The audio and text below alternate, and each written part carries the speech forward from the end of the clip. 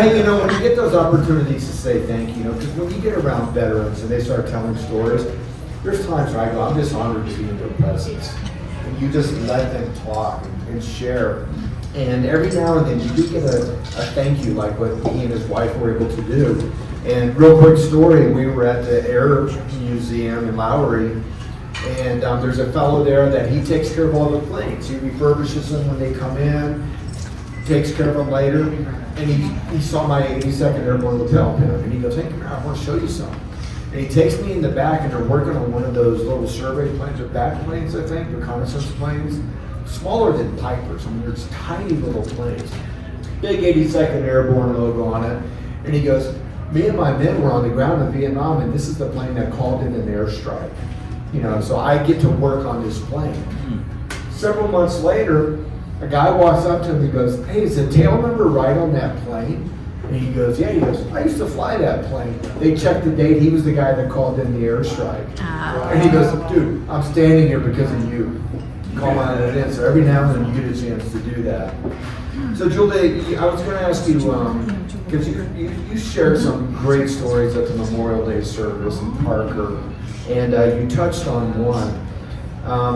Do you have another story like that you can share on just a courage that you saw and some of these men that you worked on that were grateful, like you said, anytime you can open your eyes, but also you mentioned to me a couple of days ago, it's kind of a two-part question, that the military offered you opportunities that you never would have been able to do, like during the COVID situation where you was in that position.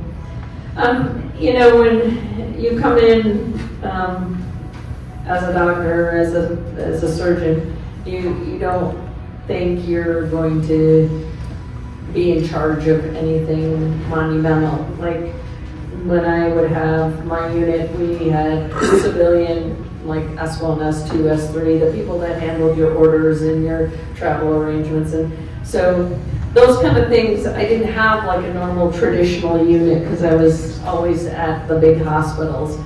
And so being at the big hospitals and having to put faces back together, I didn't get to deploy. And when I would volunteer to deploy, other people would be like, man, you've already gone below the zone for promotion, let somebody else go, we need points. And so I always stayed at the big hospitals, but that didn't mean I didn't see every day what the war was doing. I would treat soldiers and you'd work on their infections and you'd do wound washouts, and we'd take skin grafts from the leg and we'd take hip to make cheekbones, and we'd take the bone out of the lower leg and recreate a lower jaw for these people. And so I saw the horrific side of war, and you'd work on these kids and you'd go to round the next morning and the room would be cleaned out and everything would be white and sterile again, and all their personal effects were gone, and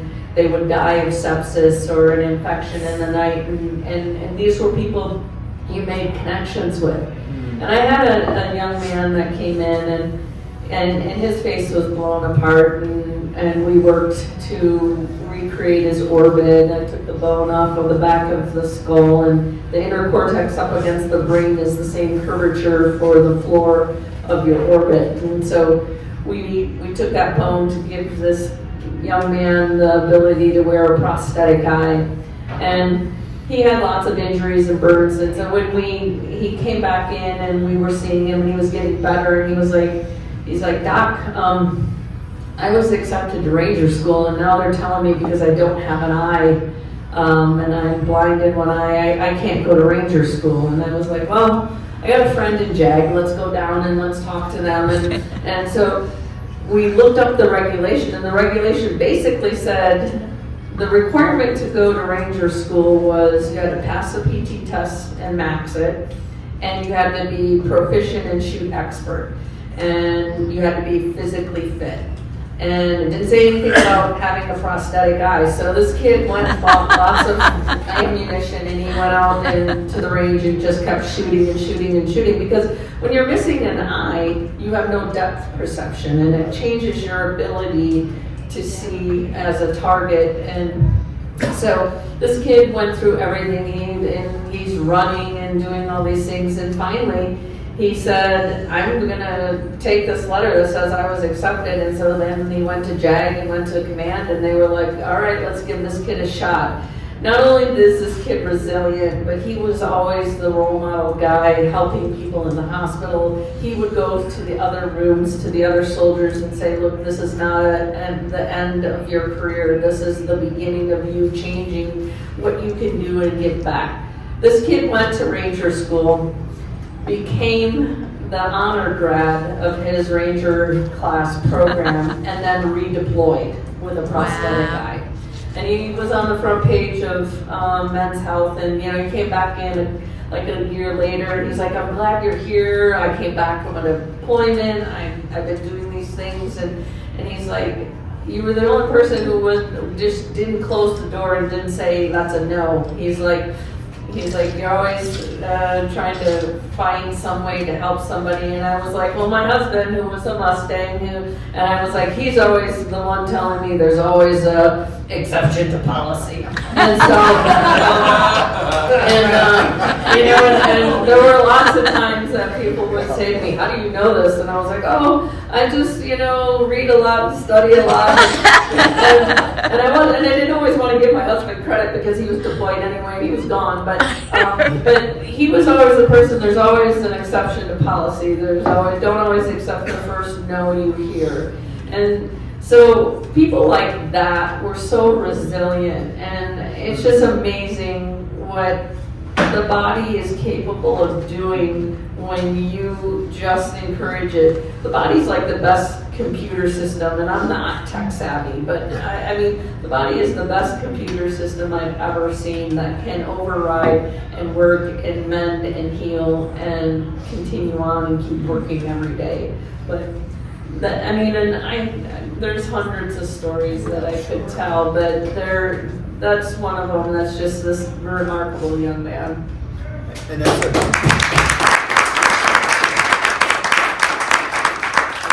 great spotlight because visiting guys in the hospitals is not working. Visiting guys in the hospitals. Oh, where's those guys in VA-30s? Where's the counts, guys? And again, I hesitate because you have so much more experience, but even visiting guys in the hospitals, again, that are missing major body parts, and you talk to them, their real regret is they can't get back to their guys. Right. Or they feel they failed, and I want to get back. And you leave the room going, what am I complaining about? Right. You get so inspired. Let's see, moving on, how are we doing on time? It is 7:30. We got all night. Yeah. I like that answer. So, Joe, you're on the board of directors as the vice chair for STARS, which is Stand Together Against Racism and Radicalism in the Services. Who ever thought we'd have to be dealing with this? But here we are. We're hopefully the worm is turning a little bit in that regard. And I appreciate a question that you have on your site is how can we make sense of nonsense? I'm trying to understand that. But STARS now has over 3,000 supporters, become one of the few military-oriented organizations that vigorously challenge some of that nonsense like CRT, wokeism, and of course diversity, equity, inclusion programs in the military. We know what the Air Force Academy went through, where cadets could no longer refer to their mother and father as that had to be parental units or whatever it was. So tell us what STARS is doing, and are you encouraged by what we're seeing? We know you can make a decision maker at the top real quick, but then it's got to get implemented, and there's going to be certain holdouts for whatever reason. Give us an update on what's going on.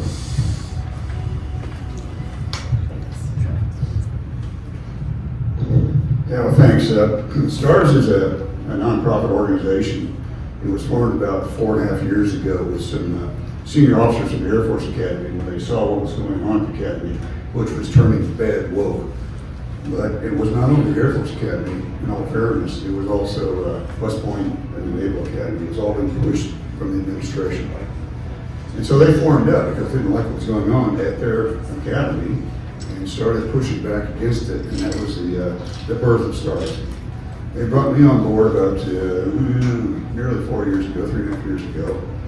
And we had basically two strategic goals which still exist today. One is to get rid of, eradicate DEI from the military.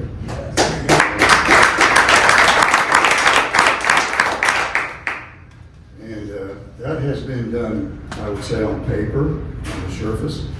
But as Yogi Berra said, one of my favorite backyard philosophers, books written about Yogi sayings, if you haven't read it, Yes. New York Yankees, he said something about eradicating DEI. He said, this is true, this is a Yogi thing.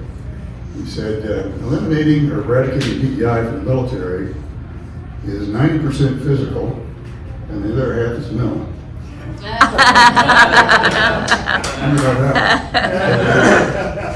So we got rid of the physical stuff, all the stuff that's visible about DEI, and President Trump has done that with some great executive orders.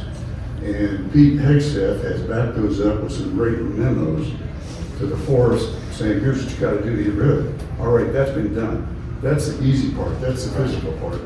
The mental part is what we're dealing with now, because it's been an indoctrination since Obama in about 2008, pushing this political correctness into the military. And those people the past 14, 16, 17 years that are serving now have grown up with that political correctness culture. So that's largely in many of those heads. And so that's what we're dealing with now regarding DEI. And it's going to take some basically elimination of senior people, which is happening, and holding others accountable. And Pete Hegseth is working in that direction. So bottom line, I am very, very encouraged about what they're doing, the direction we're going. I wish it would happen faster. It's not. It's going to take a generation. So I think basically flush this out and turn it around. But the focus in our military is back on warfighting readiness, where it should be, not on wokeness, and we're getting back to basics and standards, enforcing standards. That's what we're all about. So that's good. The second strategic goal of STARS is to get rid of and deal with the illegal COVID vaccination policy. Yeah. Notice I said illegal. It is illegal. It's been declared that way in courts for a couple different reasons. But what we're dealing with now with the administration of the people are the remedies to help those who are harmed by that policy. And you hear about a lot of the people that were kicked out, 8,100. That's not a lot. Try to look back.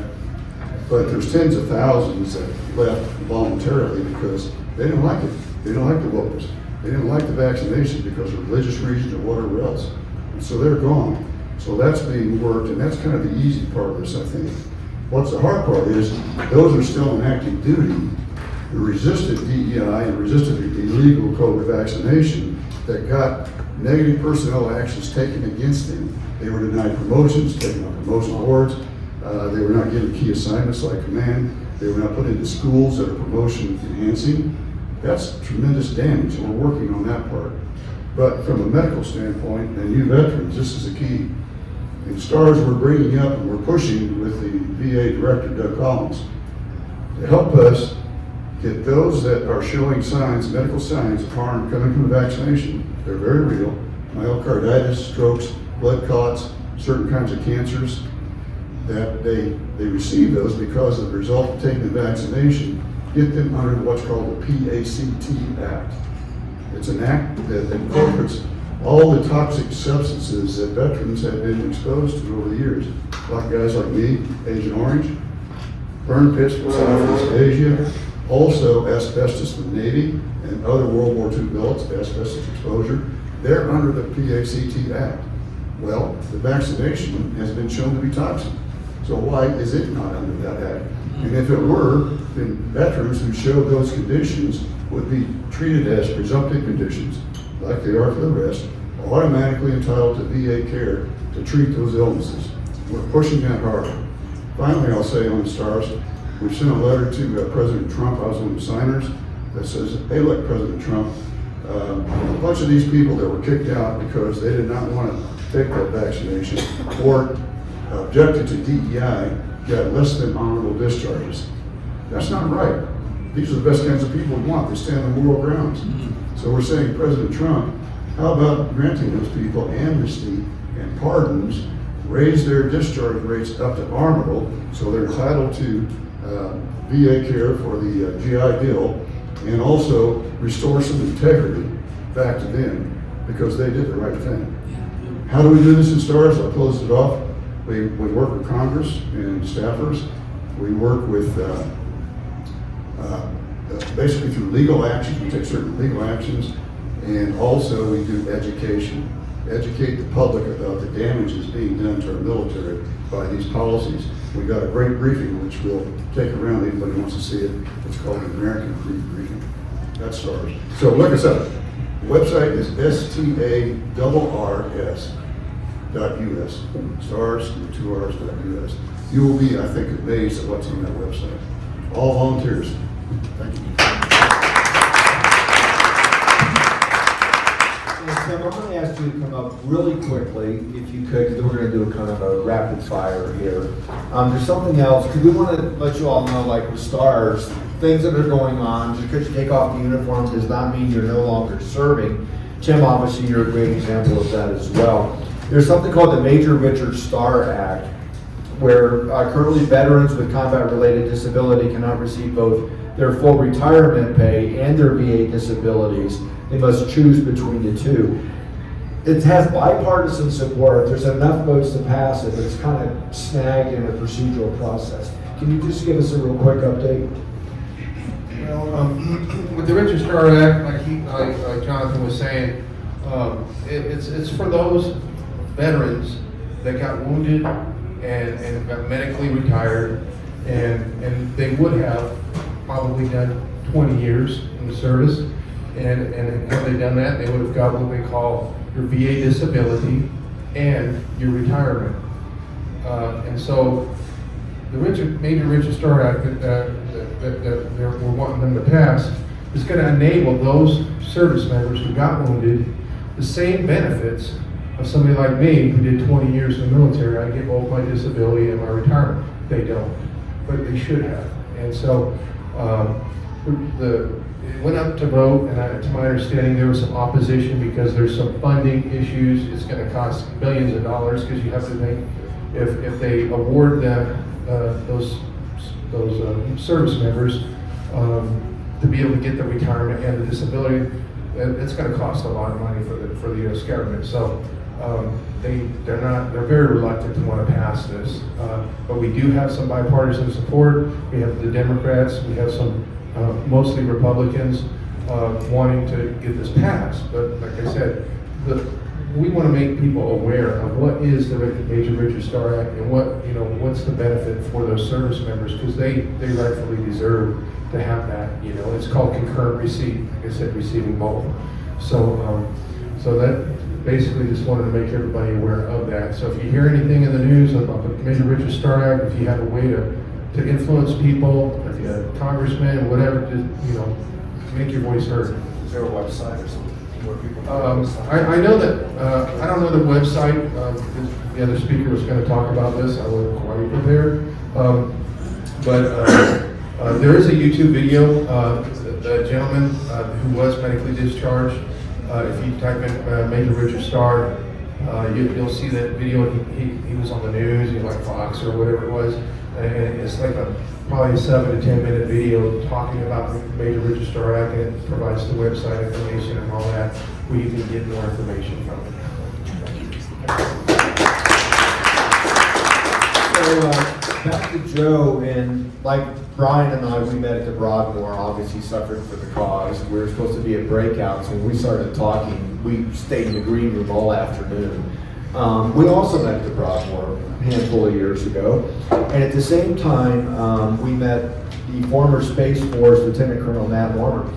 He's currently the Undersecretary of the Air Force right now, but he was kicked out of Space Force as one of their top commanders because of this DEI garbage. But there's a documentary coming out about him. It was released yesterday, actually. Can you talk about that, where people can go see it? Yes, indeed. We did meet September 21, I remember. We all showed up there, Matt and I, and we were going to speak. We met and became friends and have stayed in contact ever since. Matt is, I think he's only 43 or 44 years old.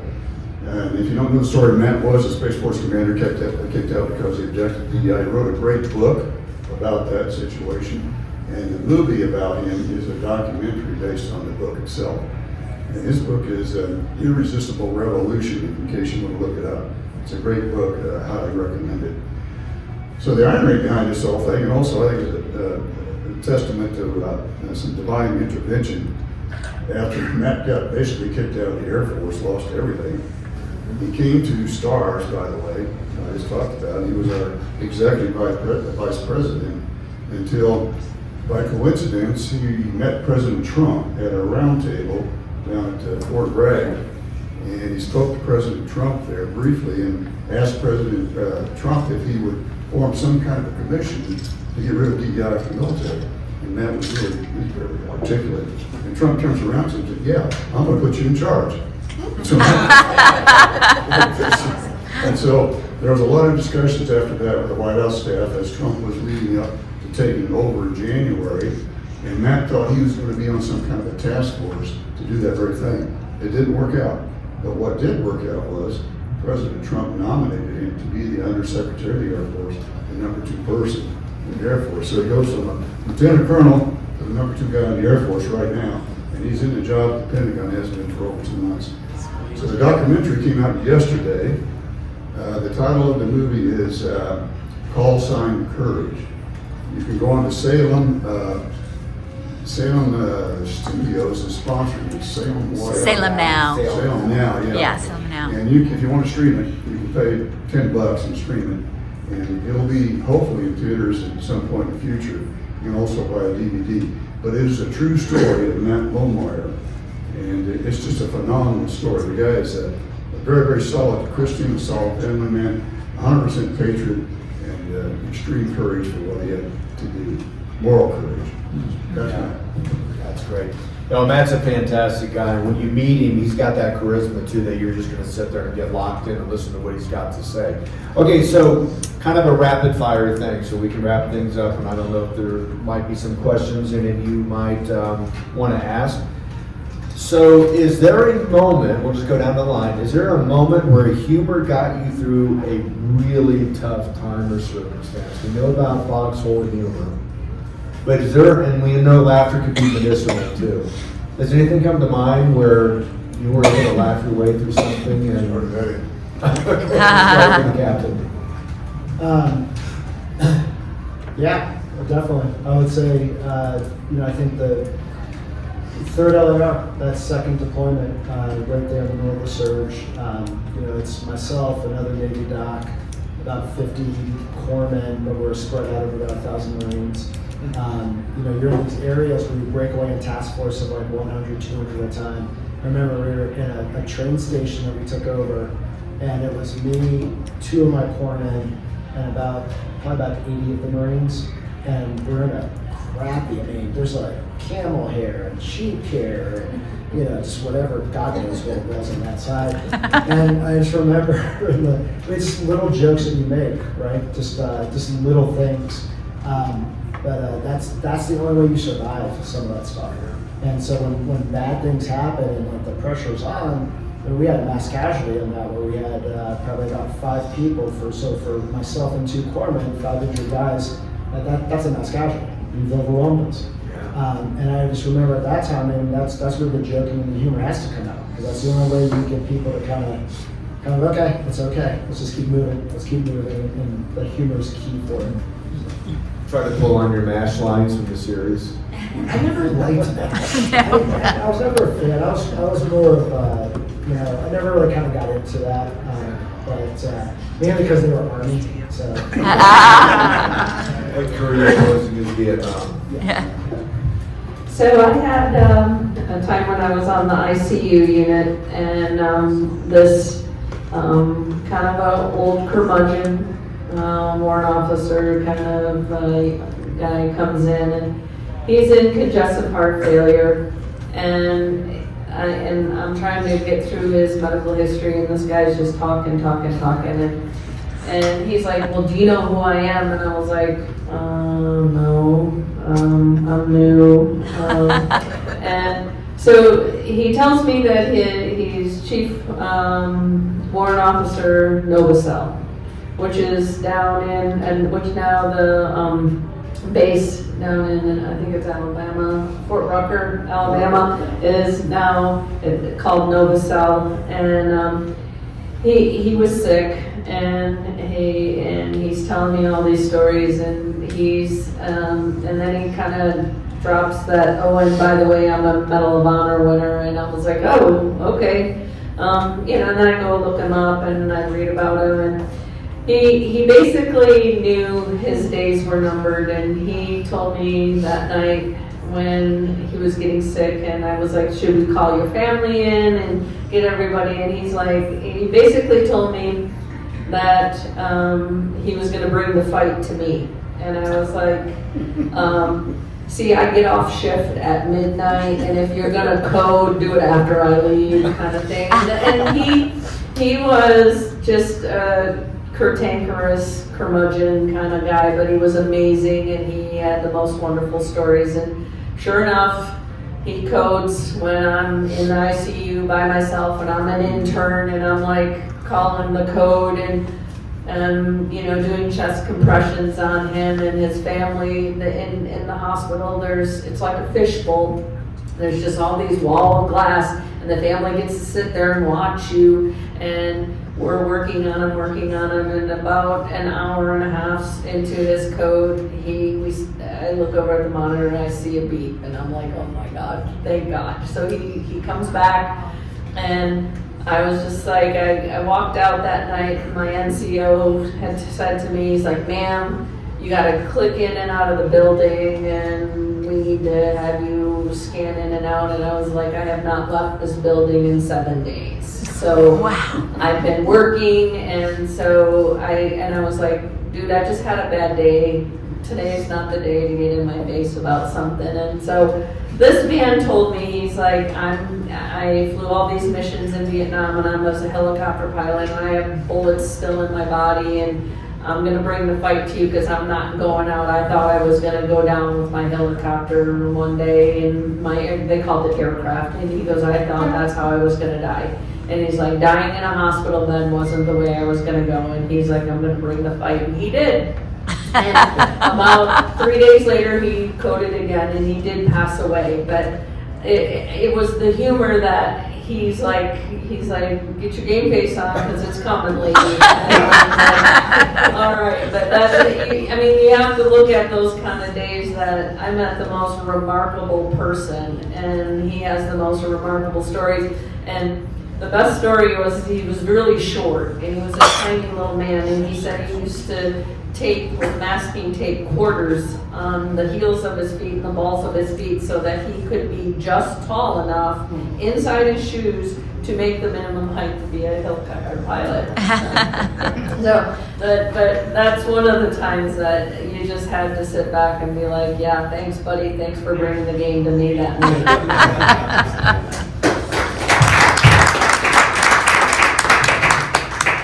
Okay, real quick, you mentioned Medal of Honor recipients. I need to tell you about a friend who is in Colorado, Medal of Honor recipient from Vietnam.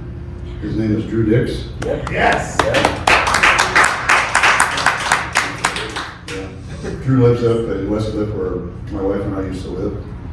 And if you want to read a great book written by Drew, it's just an amazing book. Look it up on Amazon. It's called Battle for River City. No, Rescue of River City. Rescue of River City. It's a story about Drew's 54-hour battle in Vietnam during Tet 68, from which he was awarded the Medal of Honor. Fantastic book, great guy.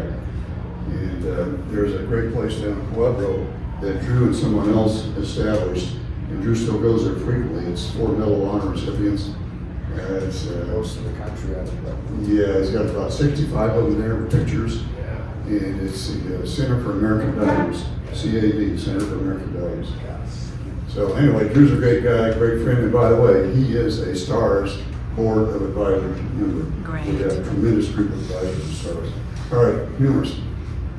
Too many things happen to remember, but one popped in my mind. So I'm in AIT, I think I'm a private first class. and we have a drill sergeant. We're all standing out in formation, this platoon, and he's a big black drill sergeant, great drill sergeant, from the South, heavy Southern accent, and we're having some difficulties inside the platoon, morning formation. And he came out and stood in front of us. Of course, we're all attention, they're not moving.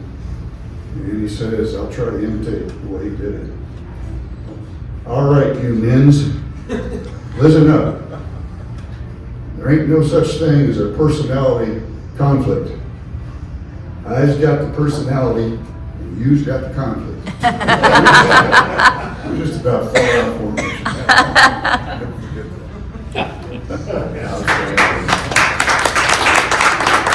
So Bryan, we were so honored when you invited us to your captive pin-up. And you're in those whites and looking sharp and everything, and got to meet your father and talk with him quite a bit. And General Arbuckle, you showed me a picture of you speaking recently, and you got stuff everywhere. Obviously before Bert and Julia. So with your uniforms now, do you remember the first time you put on your uniform and what you felt like? Felt surreal. Because I had early memories. So my dad retired from the Navy when I was 4. But I remember my dad dressed up in the Navy service dress blues. I remember him dressed up in his service because the Navy's got those short sleeves, like the Top Gun, Tom Cruise, short sleeve whites, the popular people at the bar, all the girls are flocked around them. Because naval aviators. Yeah, I do. I actually kind of remember that, and then it's kind of funny when you start to wear the uniform after a while, you really realize that it's like some of these materials are horrible. Who designed this? Especially the Navy choker whites are these thick, like polyester white things, and the color goes all the way up, and if you shave, you start developing like a rash right here and your neck. And in the summertime, especially back east, it's like humid and hot. And I'm thinking to myself the whole time, like, oh my God, the Navy needs them. Well, I like the colors, I don't like the style, but we need to probably make it more cotton. If that's where you were going with, Jonathan. I'll go off on tangents.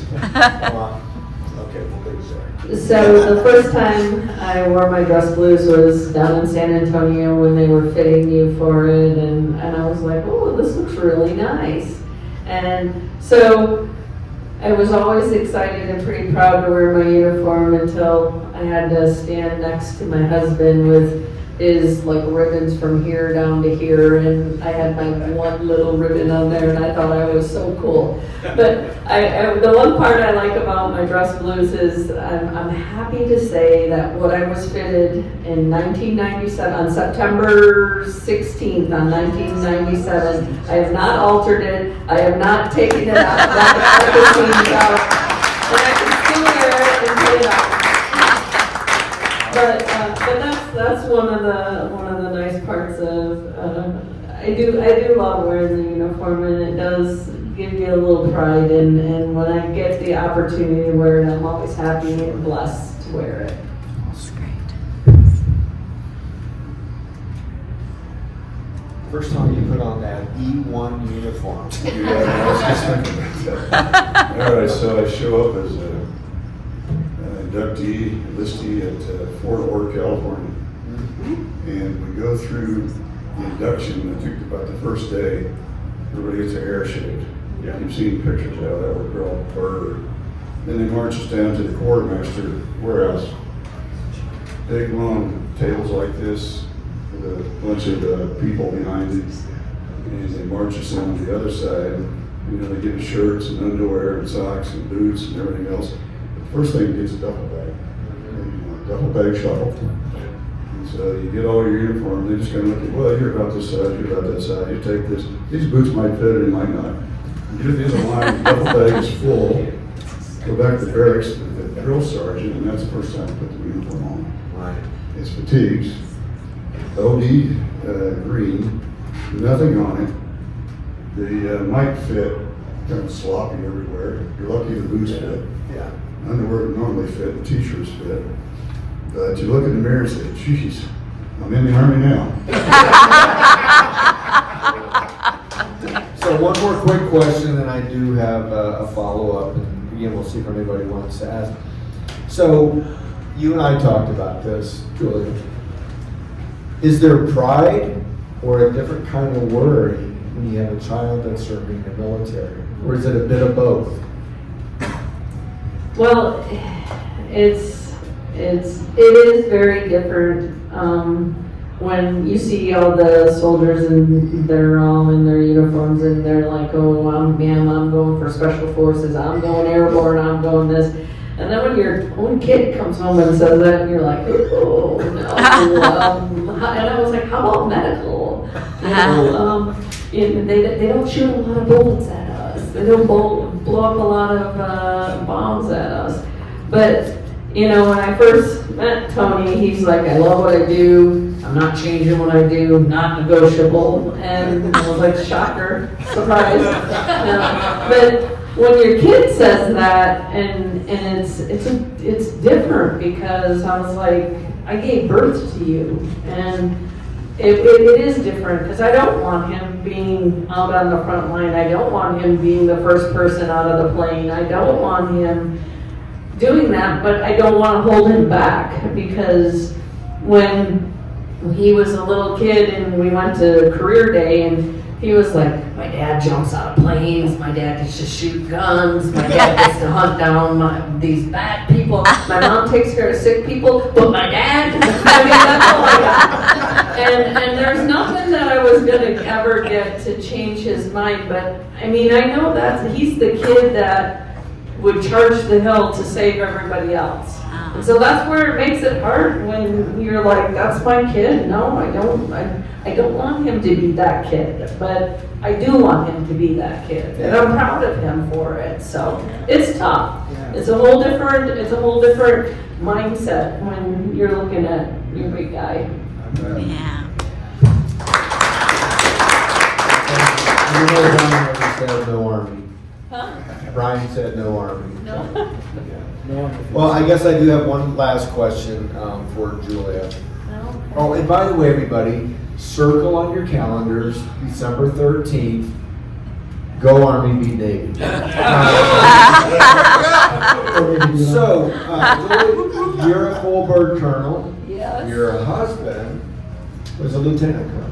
You want to salute you at home or wherever Pullman comes? Yeah, how well does that work out? 8 years later. And so most of the time when I was getting a promotion, which I came in as a captain, and I've only been promoted a few times, and I would just usually pull the Velcro off of his uniform and put his Velcro on my uniform, and I really never did any promotion ceremonies until I had to pin on my full bird. And so I was like, you're gonna wear your uniform, right? And he's like, no, I'm gonna wear a suit. I'm a civilian, I'm retired. I'm like, no, you're gonna wear your uniform, right? So we're concluding the ceremony, and at the very end, and the first sergeant was like, and this guy, one order of business. I'm like, Lieutenant Colonel Hartsook Post.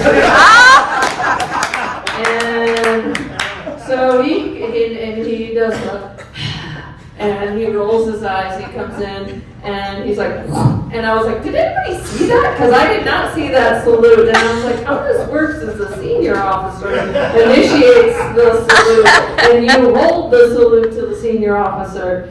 And he was like, you got your one salute. And but I do outrank him, but he doesn't take orders well. And after 24 years with that man, it's like medical and dental, it's practice. It's all work in progress. But for the record, I do outrank him. So we've got time for just a couple questions. Anybody have any questions they want to ask of these folks? I don't have a question, but I have a statement. Yeah. Sure. Oh. Needs to be this job. Here we go. Thank you. So I want to say that I am completely honored to be in this room with all of you. Absolutely. I'm grateful for all of you, and I just hope to God that people are inspired by people who have been through what you have been through. I don't think that people in this generation talk to their grandparents enough. I would love for veterans to have a website that would inspire people in the generation that I'm frankly not impressed with. Thank you.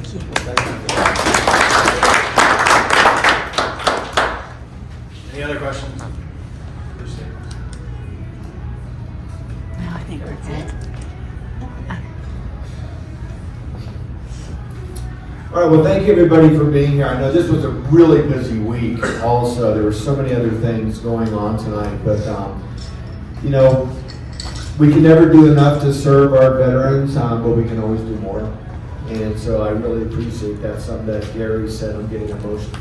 No, finish your sentence. I have one thing to say. Okay. But I just want to thank you all. You know, thank you for everything that you've done. Thank you for continuing to serve.